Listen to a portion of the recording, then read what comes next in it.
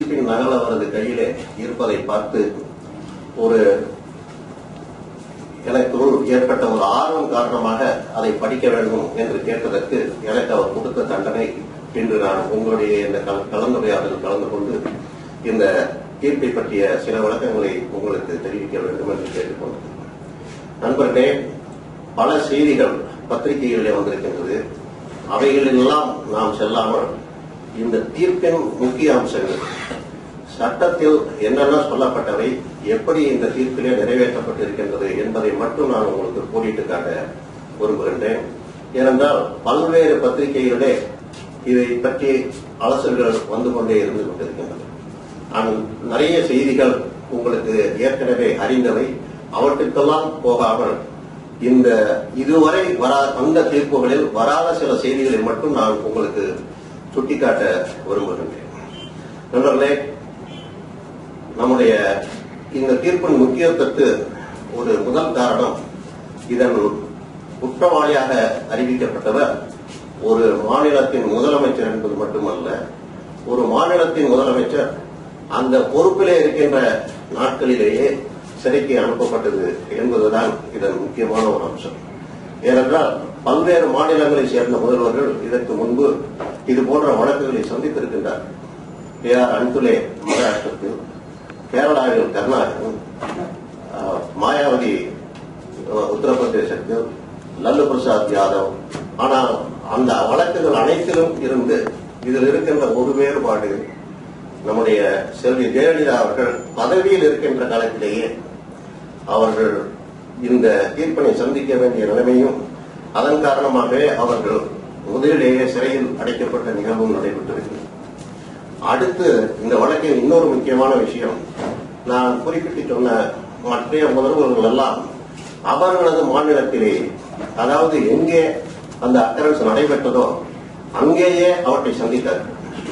பீகாரில் லல்லு பிரசாத் மாத்திரம் அந்த மாநிலம் பிளவு, அந்த மாநிலம் இரண்டாக பிரிக்கப்பட்ட காரணத்தினால், ஜார்க்கண்டில் வந்த காரணத்தினால் ராஞ்சியிலே நடைபெற்றதை ஒழிய இந்த வழக்கிலே நடைபெற்றது போல அவர்கள் உச்சநீதிமன்றத்தின் வழிகாட்டுதலின்படி, உச்சநீதிமன்றத்தின் உத்தரவுப்படி இன்னொரு மாநிலத்திலே போய் அதனால் இந்த வழக்கு போய் அதன் காரணமாகவே மற்றொரு மாநிலத்தில் இந்த வழக்கு நடைபெற்றது என்பது இதுவும் ஒரு முதல் example. It's an example that the chief minister's case was inquired in a different state and a judgment was given there. இதனால் எவ்வளவு சங்கடங்கள் நமக்கு ஏற்பட்டிருக்கின்றன என்பதை இந்த நேரத்தில் நான் சுட்டிக்காட்ட விரும்புகின்றேன். இரு மாநிலங்களுக்கிடையே இது ஒரு பிரச்சனையாக உருவாகின்ற அளவுக்கு ஒரு தனிநபரது வழக்கு இருந்திருக்கின்றது என்பதைத்தான் நான் இந்த வழக்கின் ஒரு காரணமாக சுட்டிக்காட்ட விரும்புகின்றேன். அடுத்து இந்த வழக்கு எப்படியெல்லாம் நடைபெற்றது என்பதை உங்களுக்கு மிக சுருக்கமாக சொல்ல விருப்பப்படுகின்றேன்.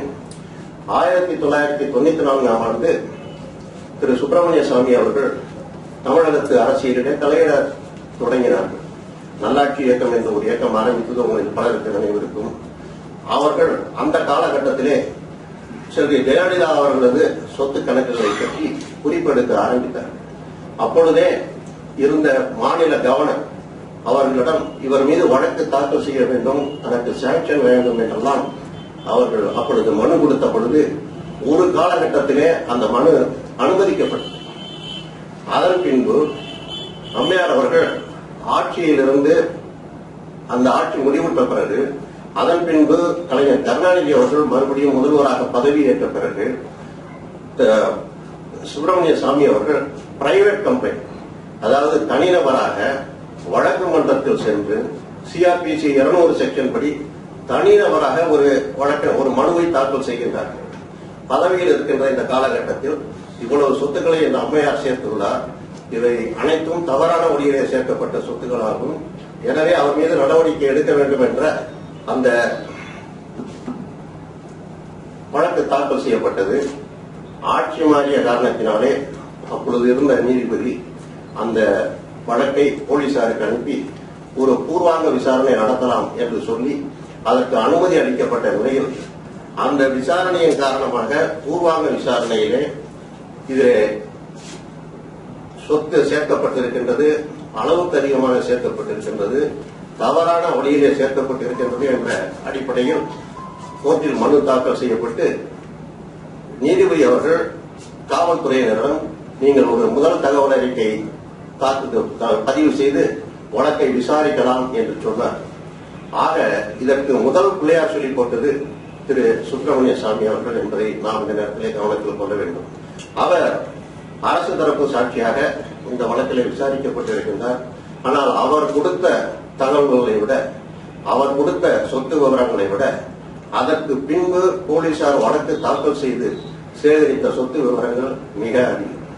ஏறத்தாழ 2 பங்கு அதிகமான சொத்துக்கள் சேர்த்திருக்கின்றார் என்பதை போலீசார் அதன் பின்பு இந்த வழக்கினை விசாரித்த பொழுது கண்டுபிடித்து அவர்கள் சார்ஜ் ஷீட் ஃபைல் செய்தார்கள்.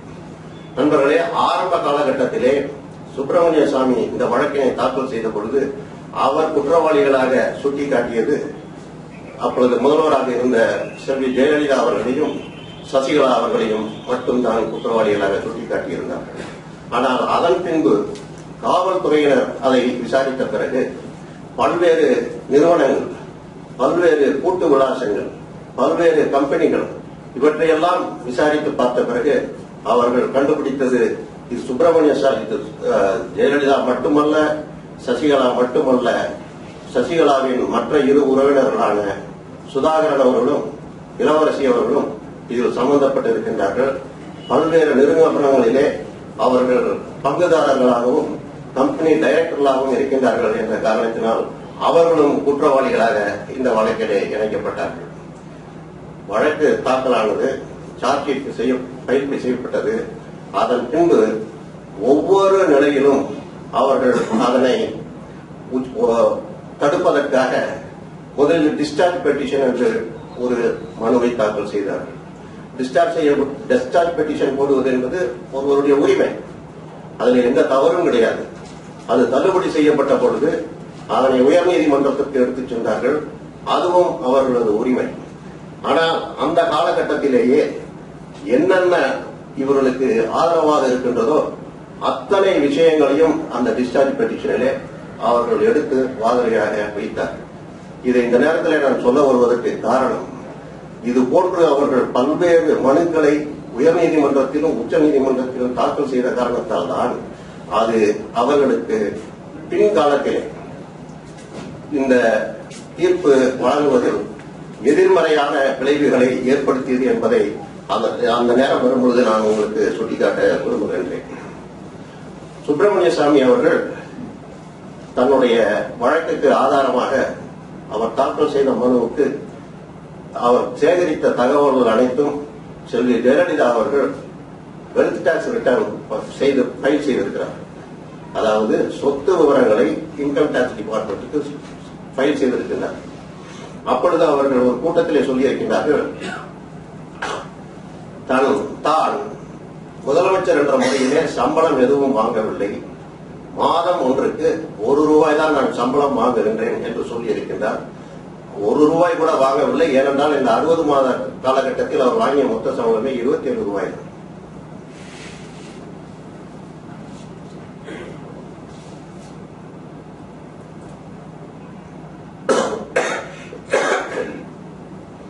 ₹27 சம்பளம் வாங்கியவர் எப்படி இத்தனை கோடிக்கணக்கான சொத்துக்களை சேர்த்திருக்க முடியும் என்பதுதான் சுப்பிரமணிய சாமி அவர்களின் வாதமே. அதன் பின்பு சார்ஜ் ஷீட் தாக்கல் செய்யப்பட்ட பொழுது